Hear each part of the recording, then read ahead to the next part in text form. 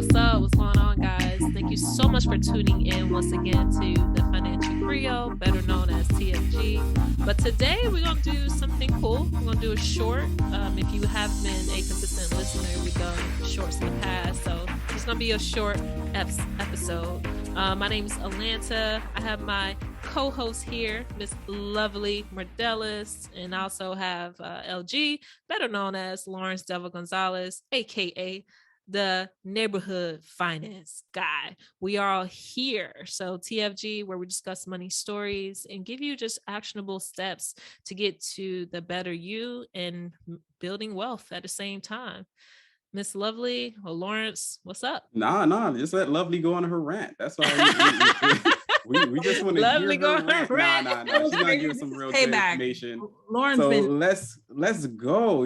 Hey, I know you've been posting a lot on social media and IG these days about your personal story as it relates to growing your business, understanding other creators, and understanding, basically how to scale other small businesses as well. So, what have you been learning? What you up to? And, give us the same information you just kind of did off script. So we're going to record it for the people. Oh man. So guys, for you context, I actually got on I actually got on Instagram live a couple of days ago. And it was kind of like, I had this aha moment because I'm reading this book and it's actually called Secrets of a Six-Figure Woman, right? I'm reading through this book and she's describing what under earners are. And I'm like, man, I remember exactly me being in this place. And then she's describing what people that do earn well, where they're at. And I'm like, dang, there's something here, there's something more. And I started to kind of have these aha moments that a lot of the clients that I'm working with, yeah, I can give them the business strategy. I can tell them about like social media. I can tell them about ad placement. I can tell them about operations. But I realized something wasn't clicking. Something wasn't allowing them to get to the next level. And then I had to sit there and think about the next level that I want to get to. I want to own a business that makes 8 figures, 8 to 9 figures, actually. I want it to be really, really big. And I realized even with the progress that I've made, there were still some mental barriers. There's still some things about, can I really be an owner of a business that makes 8 figures? Like, what does that mean? Can I even obtain that? And all this other stuff. And I realized, dang, you can know about budgets, you can know about information, but if you do not get through the mental hurdle, which is what I'm going to call the inner work, the tactics of the external work, which is like budgeting, making sure that you invest in your 401k, making sure that if you've maxed out, you can get your IRA, all these steps, they're wonderful, but they don't stick unless you get over the mental hurdles. What is the inner work? It's literally identifying and overcoming the thought process and the belief systems that literally trip you up from making better, wealthier decisions or making better decisions for your business. And if you don't work in your mindset, and it's something that I used to be like, no, you just need a budget. You need to just do what you need to do. But then I had to put myself in a framework of where was I before I knew this information. And there was this fear. There's a lot of us that literally have said people with money are unkind. People with money always have bad marriages. People with money, whatever the falseness that we've got into, or we've said, oh, it's too much work to make money. And I'm like, no, it's too much work to be poor. So if you're going to choose the hard, you might as well choose the hard that's going to be better in the long run, right? But then I realized there's some thought processes that literally hinder you. And so if you're saying all these things about wealthy people, would you even want to be a wealthy person? If you're going around literally saying that wealthy people are trash, wealthy people suck, wealthy people are these things, in the back of your mind, you're literally going to take actions to self-sabotage from you to getting to the next level.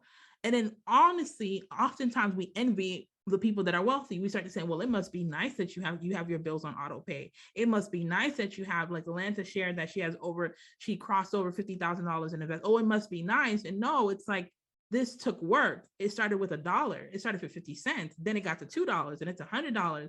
And now investing has become my habit, but you have to first learn to invest in yourself. But then you must first understand that you are valuable. And I'm like, oh my goodness, before we can even get to the point where we're talking about budgeting and stock and all this stuff, you got to get rid of the stinking thinking. You have to reform your mindset. You have to reform how you perceive wealth and why it's important. And so I was like, you know what? I'm going to bring, especially women, because it's like, well, I'll just marry rich, or I'll just get someone else to take care of me. And it's like, what assets are you bringing to the table? And I'm not talking about assets. I'm talking about assets. So I want you to understand that there's multiple things that you want to bring to the table. And also statistics show that men typically, unfortunately, pass on before women. And a lot of women in their old age are suffering because they did not have a retirement plan, because they made their husband their retirement plan. And then the guy might be, exactly. Financially, and something happened, or you 15 years into this marriage realize things are not working and he leaves, but you never budgeted your account. You don't even know what's in the account. You don't even know accountability. And in that moment, like I have these moments where I have the goosebumps and I'm like, okay, this is it. I knew that part of my responsibility in talking about scaling up businesses was to work on the mindset that sabotage people from living out the God life that they needed to live, their purposeful life. And that starts with how you think. It starts the way we process. Before I can tell you about budgeting, like I can send you to Lawrence and Alainta. They will get you right on all the external forces and also those internal forces. But before, I was wondering, like, why am I sending you this information and you're not doing it? Why am I sending you this information and it's not sticking? And then I realized they got the information, but it's in the wrong environment. The right seed in the wrong environment doesn't grow. I can send you the spreadsheet from the neighborhood finance guy and give you the list. He literally listed out in 21 steps. First thing, second thing, third thing. Why aren't you taking action? And it hit me. The mindset's the problem. We have to pluck out that seed from that poor mind that you have, because it's literally keeping you from your next goal. That's why you don't ask for the raise, because you don't see that you're valuable enough. So you won't even ask for it. You won't even get you self-sabotage. You won't even get the certificates. You won't even find out what the next level is. And so these are the things that's keeping you from going to the next level, because you keep telling yourself, I can't do it, until you realize, dang, my belief in who I am is keeping me from wealth.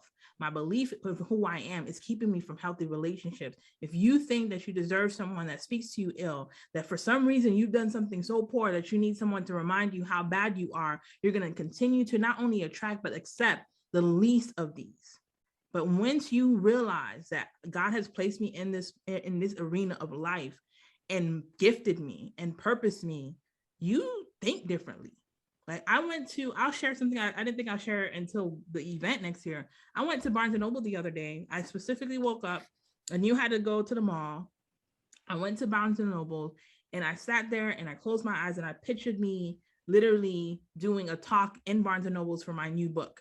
And I walked through all the areas of Barnes & Noble's, and I literally pictured my name on a book right there, sitting there. And literally being in there in Burlington, the one that's in Burlington Mall in Waltham. And I'm just like, one day this is going to be me. How you guys have never heard me say things like that. You've never heard me say I want to write a book or do anything, but these are things that's within me. But I'm just telling myself, for whatever reason, oh, you really can't do that. And that's just mindset. And so because I say that I can't, I'll never will. And then I decided that, you know what, I will. Not only will I do it, but I'll be a New York Best Time seller. Not only it might take a couple of books. I'm not saying the first one. Don't stole me if it doesn't happen the first go around, but eventually it will be, because I'm setting myself in the position to say that I don't want to live in a place that's mediocre. And before you can get into all the tactical things, you have to think through the thinking. You have to go through that. You have to go through what causes you to see yourself small and not the greatest version of yourself. And that's really what I wanted to share. And we're doing this talk on Tuesday. By the time you listen to this, the talk will be over, but I do have more talks that I want to do, but specifically for especially women. Like I was like really in that moment, like, no, stop telling yourself that you have to get married before you can have your first property. Stop putting shackles on your mindset because of so many things that you shouldn't do because you don't have this person next to you yet. But reality is, when two become one, it should multiply. One can slay 1,000, two can slay 10,000 according to the Bible, but you haven't even slayed one. You haven't even slayed one thing. Bring something to the table. Be confident in who you are, know who you are, be able to explore different things. I want you to change the framework, because that's where the seed of budgeting, investing is going to sit in. Change the framework of your mind. And I know that's not something that you're going to do right away. It takes process, but I want you to start thinking differently. I want you to start speaking to yourself differently. I want you to say there are people that are less qualified than you, no less than you, that have gone a lot further just because of the belief in themselves. Just because of that. They're willing to hit the payment. They're willing to ask for the job. They're willing to apply for things that they know dang well they're only 50% qualified for. And we're waiting for 100%, but gotta just bring what you have. Bring what you have. And if right now your savings is $50, bring that $50. Bring it to the table and see it multiply. But you first have to believe. And I think I was escaping that for a long time, that if we don't address that part, we're doing a disservice to the community. If we don't address the psychological aspect of it, then people are going to be stuck. Because sometimes, like I know this business owner, she literally didn't make her $1 million because she didn't want to. Like literally would cut short because she knew that in her back of her mind, if I made this $1 million, it changes everything. It changes how people are going to perceive me. It changes, and we will self-sabotage. And it's a real thing. And so I wanted to share that. This is a shorts, as they call them. But I'm hoping that you get out of this small talk, like to think about how you think. And I know we can post online how beautiful we are and how good we feel, but I'm talking about the thoughts that you go to sleep with. I'm talking about when you are in the shower and you're in your bedroom and no one can see you. I'm not talking about what you front. I'm talking about what is really going in your heart and your mind. That's what I'm talking about. And that's what needs to be addressed, because instead of faking it until you make it, just become it. And it'll work out. So that's my 2 cents. And I hope it helps you. I really do, sincerely in my heart. I hope you hear my voice, that I don't want you to be an under earner. I want you to be a high earner. And that's not only in money, that's in so many different things, in your peace and your joy and your character and your relationships. I want you to be able to be yoked with people that are actually pouring into your cup, not just stripping you of everything that you have. I want you to know that you are valuable, to have relationships that are going to take you to the next level, people that are thinking positive, people that are thinking differently. That's what I would want for you, but you have to want it for yourself. And I hope that you audit. You'll hear me say this a million times on all episodes, that without you, which listening to this is great, but what's going to make us happy is if you take actionable steps. And so whether you want to see a therapist, whether you want to just join in some of these conversations that we have, whatever your thing is, or read a book or go running, find your thing to take yourself out of the stinking thinking so that you can grow. And that's it. It's pretty short. I hope it helps. Woo! I'm over here tearing. Yeah, I see it for the ladies, like snaps. I was over here. Every time Lovely speaks, I get teary eyed. Yeah, it's pretty powerful. It's powerful stuff. Yes, extremely powerful. Yeah, and I've been hiding. Go ahead. I've been hiding. I feel so I've been convicted like the last 2 weeks. Like I've been getting punched. Like, and it's real, because I'm like, this is what's keeping me from literally going to the next level, like wanting to just be in my corner. And God is looking at me like, I'm not going to take you to the next level until you address this. And I don't want to be stuck, because I know that what I say is impactful, but I realize that these are the things I said to myself to get myself out in the rut. So it's only powerful because these are messages to me. Like I be talking to myself. Okay. And so in reality of it, I just hope that I continue. And I think being accountable or having you guys around and some of like my mentors and advisors, like it's really going to help, because I think we have something special here, like in what we're doing. Like no joke, I know we joke a lot, but I really feel like the Financial Griot, like, we've been iterating a lot of different things. I knew one of the things we did is going to work. I just didn't know what. Yeah. I knew, because I never told you guys this, but is this recording? Yeah, this recording. Yeah, it's recording the entire time. Let it ride. Let it ride. Go ahead. Lovely. Get your therapy. Oh my God. But no, like, it was so crazy. Like maybe like 3-4 years ago, I had this random dream that I was teaching a class on stocks with Lawrence. I'm like, what? It's like, why am I teaching stocks with Lawrence? Like, it was like the most random ass dream. And it wasn't until we did like that first class that it struck to me that I had this dream before. Like, wait, oh my gosh. Yeah, now it makes sense. So I say all this to say, like, I think what we're doing is so special, because there are people that need this information, and they're in a place where they don't have access to people that are actually doing positive things.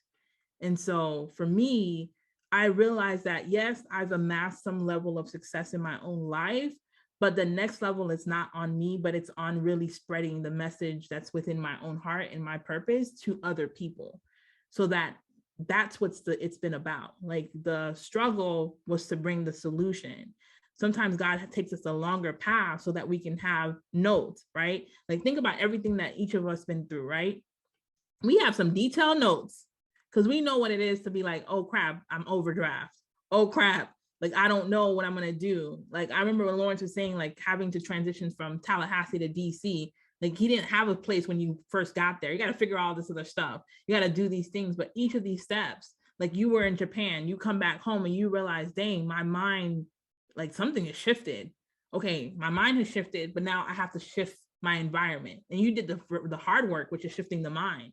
And all of these things, now when you speak, you're not just speaking from, oh, Alainta, that's just a person that just changing her financial situation. No, Alainta is changing the direction of her whole lineage. Her children will literally be sitting here real bougie, real out here because of like 10, 15 years worth of sacrifice. And when I think of that, it is a disservice for us to stay quiet. It's a disservice for me not to be vocal. It's a disservice for me not to share because that might save somebody's life. Like it sounds extreme, but it really does, because we really don't know what people be going through and how we can help. And that was like my in wrap with my advisor. And it's just like, yeah, like that's what's stopping you. And you won't do it because of whatever reason. You gotta figure out why you're not doing it. And I'm like, you know what? I want to come out of hiding because the message in itself, it needs to be spread. And one life at a time, I really think that we will do it. I think as women, if we don't get canceled before that, but you know. And I think as women too, because you mentioned about you doing a forum for women about mindsets, right? I think it's a cultural aspect too, because as women, we're nurturers, naturally nurturers. We want to take care of everyone. Yep. However, we don't take care of ourselves. And you made a great point about typically and statistically, women outlive men. In my case, my mother outlived my father. He passed away unexpectedly in a car accident, right? So she had to figure out a way to how she will not only take care of herself, take care of 6 children, right? In a country she is not familiar of in the United States. So there's a lot of things in between that we have to understand the fundamentals when it comes to financial literacy and personal finance. It's not about money. It's really not all about money. It's about changing your mindset to understand that you deserve more. The person who listening to this episode as we speak, you deserve more. If you doubt that, or if it's something that you think you're incapable of, ask yourself why. And ask yourself, why not me? I came back from South Korea, like you mentioned, changing my mindset, knowing that I did this and I done this. What can I do? What can I do? What other things can I do? Putting my mind into action of how can I position myself for the next lineage, next generation to have the opportunities and experiences. I wrote down one time my niece loves anime. Someday I want to take her to Japan. I want her to experience that entire thing, all expense paid. I want her to know that, hey, you enjoy these things. Let me provide you to have this accessible experience, to be really into the culture and to learn something, to be over and beyond and getting all this influx of knowledge and everything that you want. I didn't experience that when I was younger, but it's my time and in my position to allow someone else to experience that, show up for them. I want to show up for my family. So that has to place that I have to make change within myself first. You deserve it. I don't sit back and think of like naysayers, because we all know before I purchased my home, a lot of people, I love y'all, but I'm not going to pick you out.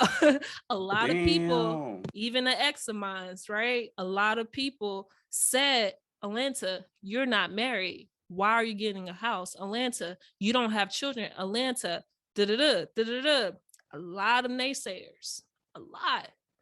Entering in the midst of the pandemic and COVID and entering, 2022, a lot of people are not accessible to home ownership at this point. unfortunately, right? What if I would have listened to those negative criticism and judgments? What if I would have done so? My entire trajectory would have changed, right? And I had to ask myself, why not me? I went to Korea. I got my master's.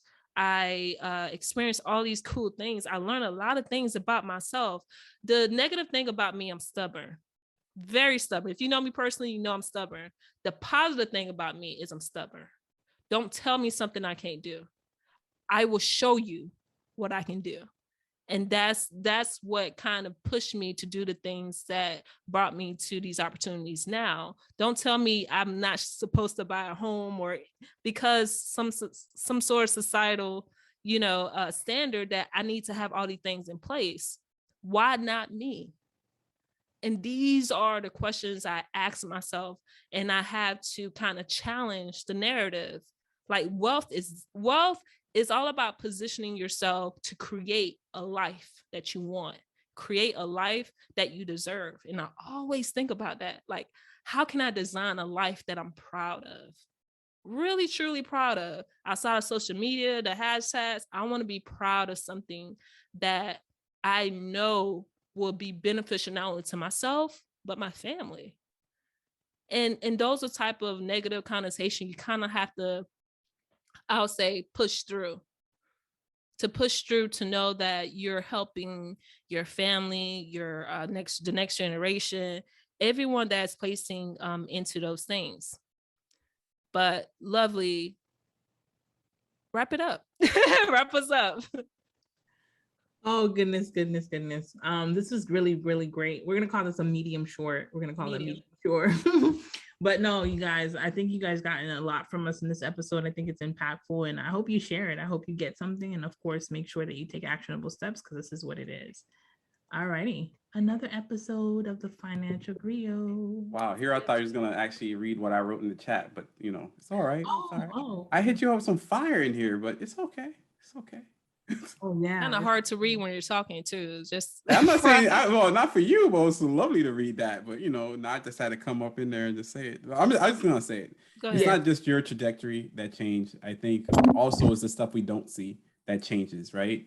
It's the people we do interact with. It's the people that we foster and grow within ourselves that we don't see. So when Alainta, took the opportunity to purchase a home and go through the process, go through that structure, she posted it, and people are probably even motivated by it. Some other people might be looking into their home right now because they saw your experience.